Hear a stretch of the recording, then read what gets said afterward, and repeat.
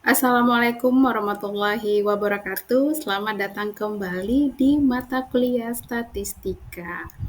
Nah, kalau pada pertemuan sebelumnya kita sudah mempelajari tentang pengertian statistik, kegunaan statistik, jenis dan sumber data, serta metode statistik, maka pada hari ini kita akan masuk ke materi yang sangat penting dalam statistik, yaitu distribusi frekuensi. Nah, agar teman-teman mahasiswa dapat mengikuti dengan mudah, ada 4 garis besar atau outline yang akan kita pelajari dalam materi distribusi frekuensi ini. Yang pertama, pengertian distribusi frekuensi.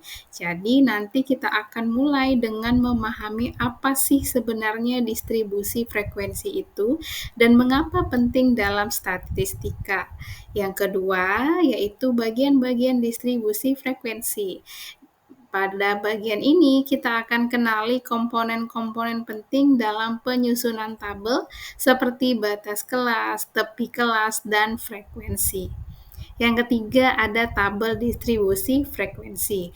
Pada bagian ini, kita akan belajar bagaimana menyusun tabel distribusi dari data mentah. Yang keempat, yaitu grafik distribusi frekuensi, di mana pada bagian yang terakhir ini kita akan memvisualisasikan data dengan menggunakan grafik seperti histogram, poligon frekuensi, serta OGIF. Dengan memahami keempat bagian ini, nantinya teman-teman mahasiswa akan lebih siap dalam menganalisis data secara statistik. Yuk, mari kita mulai.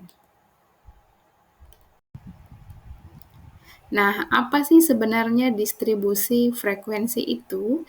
Jadi, distribusi frekuensi itu adalah penyusunan data ke dalam kelas-kelas atau kategori tertentu agar kita bisa melihat pola atau gambaran data secara lebih sederhana dan sistematis. Contohnya gini nih, jika kita punya data nilai UAS satu kelas ini nih contohnya. Nah, daripada kita melihat semua angka satu per satu, maka akan lebih mudah kalau kita kelompokkan ke dalam rentang nilai. Misal, nilai 65 sampai 67, kemudian 68 sampai 70 dan seterusnya. Lalu kita hitung berapa banyak mahasiswa yang berada di masing-masing kelompok tersebut. Nah, itulah konsep dasar dari distribusi frekuensi. Nah, ada beberapa komponen penting dalam distribusi frekuensi yang perlu teman-teman mahasiswa pahami. Yang pertama ada yang namanya kelas-kelas.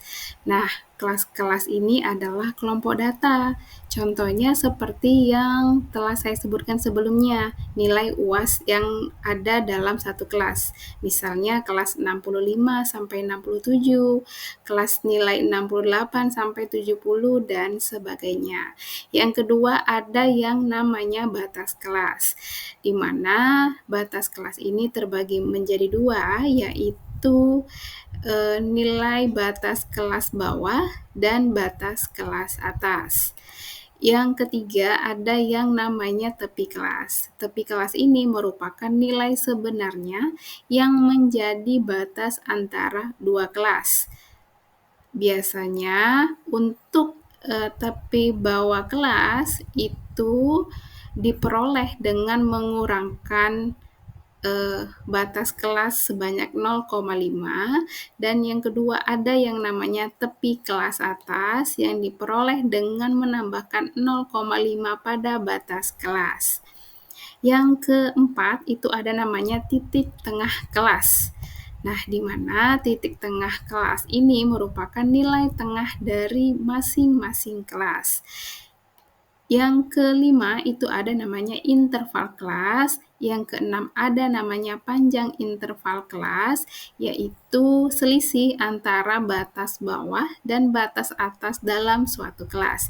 Yang terakhir, yang ketujuh adalah frekuensi kelas, di mana frekuensi kelas ini merupakan jumlah data dalam setiap kelas.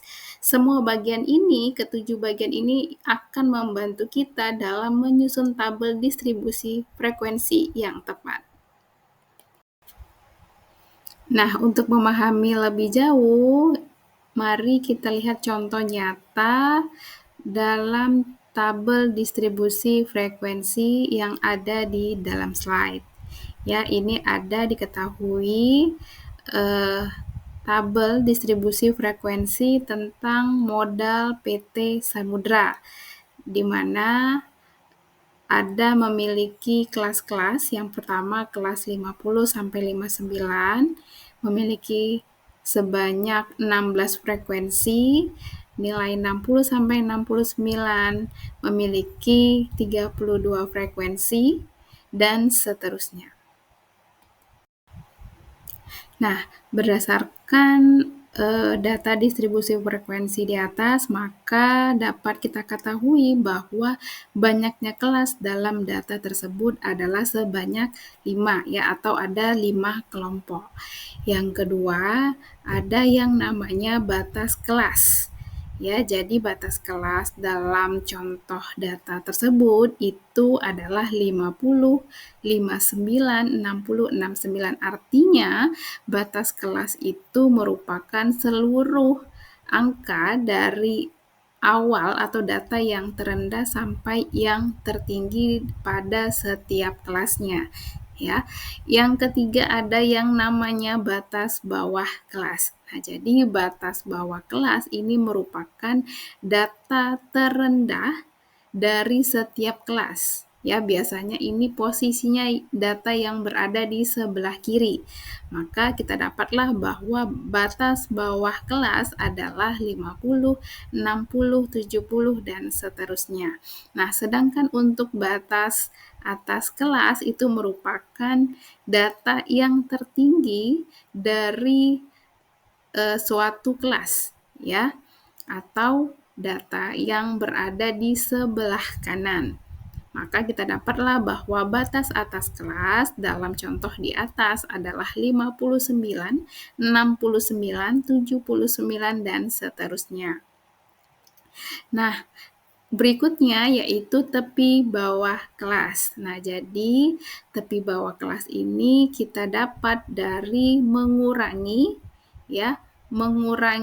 nilai batas kelas bawah, ya, atau nilai yang terendah dalam suatu kelas. Nah, kalau tadi pada kelas pertama ada nilai yang terendah ada 50, maka kita kurangkan untuk mencari nilai tepi bawah kelas tersebut. Sehingga kita dapatlah tepi bawah kelas yaitu 49,5, 59,5, dan seterusnya. Nah, kemudian tepi atas kelas. Nah, ini kebalikan dari tepi bawah kelas ya. Jadi kalau tepi bawah kelas tadi merupakan nilai yang terendah dalam suatu kelas, maka kalau tepi atas kelas ini merupakan nilai tertinggi dalam suatu kelas ditambahkan dengan 0,5. Maka diperolehlah tepi atas kelas dari data distribusi frekuensi di atas yaitu 59,5, 69,5, 79,5, dan seterusnya. Nah, kemudian titik tengah kelas. Nah, titik tengah kelas ini diperoleh dengan cara menambahkan nilai terendah ditambah dengan nilai tertinggi dalam suatu kelas, kemudian dibagi menjadi 2. Sehingga kita dapatlah pada kelas pertama nilai titik tengah kelasnya 54,5, untuk kelas yang kedua 64,5, untuk kelas ketiga 74,5, dan seterusnya. Nah, sedangkan yang dinamakan interval kelas itu merupakan nilai terendah sampai nilai tertinggi dalam suatu kelas.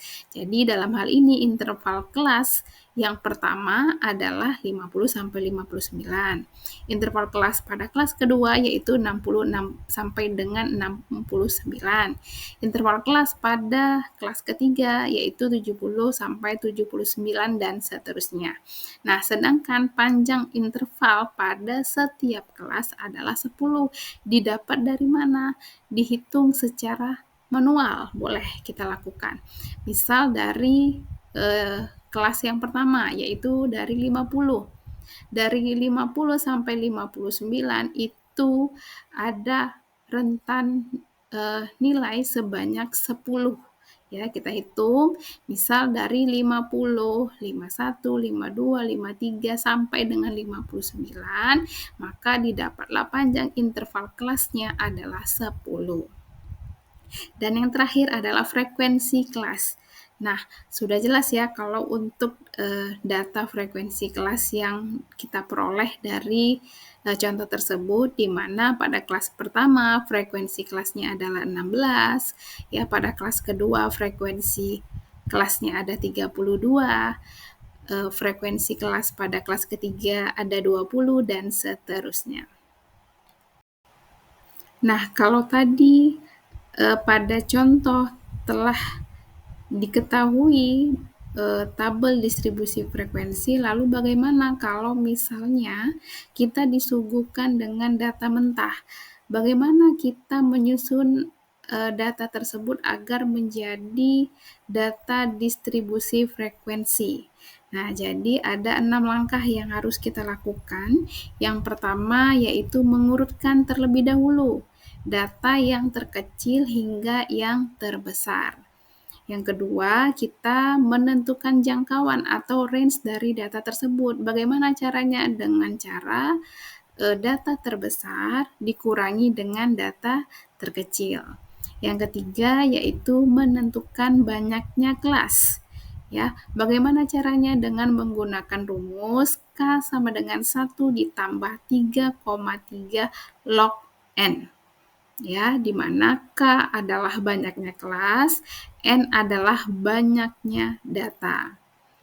Nah, yang keempat yaitu menentukan panjang interval kelas, di mana cara mencari atau menentukan panjang interval kelas ini adalah jangkauan atau range tadi yang sudah kita dapatkan di langkah kedua dibagi dengan banyaknya kelas yang telah kita cari di langkah yang ketiga.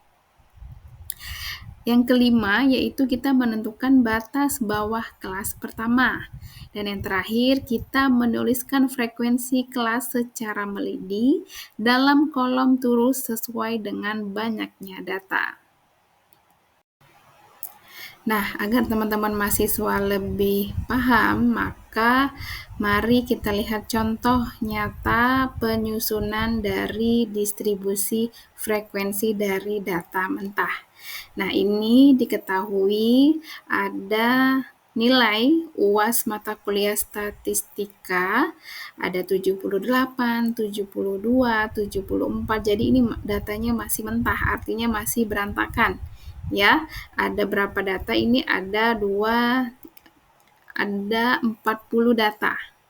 Nah, kemudian dari data mentah ini kita akan menyusun ya tabel data distribusi frekuensinya dengan mengikuti langkah-langkah yang telah saya sebutkan sebelumnya, yaitu ada 7 langkah untuk dapat menyusun tabel data distribusi frekuensi dari nilai UAS MK statistika ini.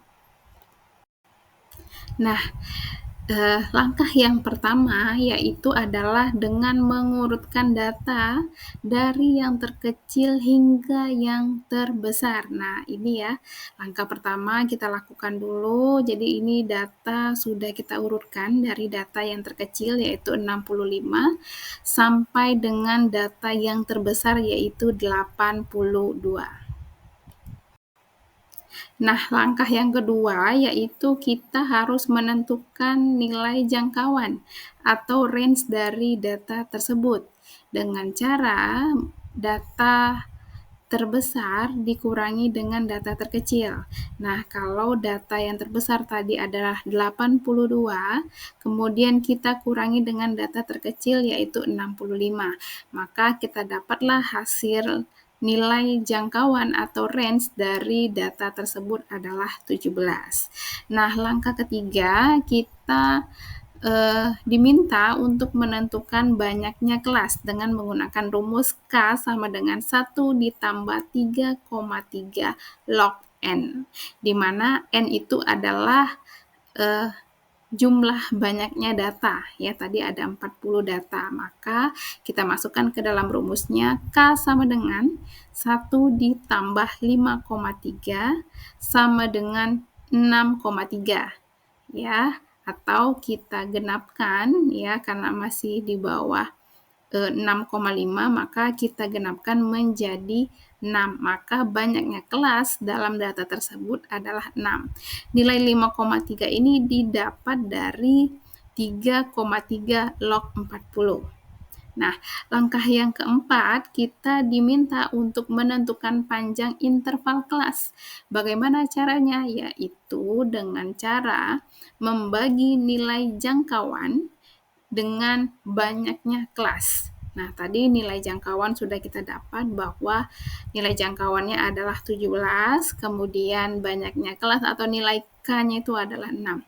Sehingga kita perolehlah 17 dibagi dengan 6. Kita dapatlah hasilnya 2,8 atau kita genapkan menjadi 3. Jadi teman-teman mahasiswa perlu diingat ya bahwa kalau nilainya di atas 5, ya komanya itu di atas 5, maka digenapkan ke atas. Tapi kalau misalnya seperti banyaknya kelas ini 6,3, 6,4, ya 6,4 ke bawah itu digenapkan ke bawah, ya, bukan ditambah nilainya. Nah, langkah yang kelima itu kita menentukan batas bawah kelas pertama. Sudah pasti ya, mencari batas kelas pertama itu adalah kita cari data terkecil dalam suatu data tersebut, yaitu 65. Nah, langkah yang terakhir adalah menuliskan frekuensi kelas secara melidi dalam kolom tulis sesuai dengan banyaknya data, ya. Nah, jadi kita buat dulu tabel penilaian UAS mata kuliah statistika, ya. Nah, tadi kita sudah dapat bahwa batas kelas pertama adalah 65 yang kita dapatkan dari data terkecil dari data yang diketahui. Nah, kemudian kita ketahui juga tadi sebelumnya bahwa panjang intervalnya adalah 3. Maka kita hitung kelas pertama 65, 66, 67. Jadi kelas pertama nilainya itu adalah 65 sampai dengan 67 dengan banyak frekuensi atau data yang muncul dalam range nilai 65 sampai 67 itu ada sebanyak 3 mahasiswa, ya. Nah, kemudian setelah tadi di kelas pertama nilainya 65 sampai 67, maka selanjutnya di kelas kedua yaitu 68. Ya. Kemudian karena panjang intervalnya 3, maka kita tambahkan 68, 69, dan 70. Nah, sehingga kita ketahui bahwa nilai kelas bawah pada kelas kedua yaitu 68 dan nilai atas pada kelas kedua adalah 70, di mana didapatkan frekuensi pada kelas kedua adalah sebanyak 6 frekuensi, dan begitu seterusnya. Nah, sebelum kita lanjut ke pembahasan mengenai jenis-jenis distribusi frekuensi, seperti distribusi frekuensi relatif, kumulatif, hingga pada grafik OGIF dan histogram, silakan teman-teman mahasiswa kumpulkan data tinggi badan dari seluruh teman-temannya di kelas. Nah, setelah datanya terkumpul, maka bagilah data tersebut berdasarkan bagian-bagian distribusi frekuensi, serta susunlah distribusi frekuensinya. Ya, data inilah nanti yang akan kita gunakan untuk membuat berbagai jenis distribusi dan grafik di pertemuan berikutnya. Sampai di sini dulu pembelajaran kita hari ini tentang distribusi frekuensi, karena di pertemuan berikutnya kita akan lanjutkan dengan pembahasan lebih dalam tentang jenis-jenis distribusi frekuensi dan bagaimana sih cara menyajikannya dalam bentuk grafik agar mudah dianalisis. Terima kasih sudah menyimak dengan baik, tetap semangat dan sampai jumpa di video selanjutnya. Wassalamualaikum warahmatullahi wabarakatuh.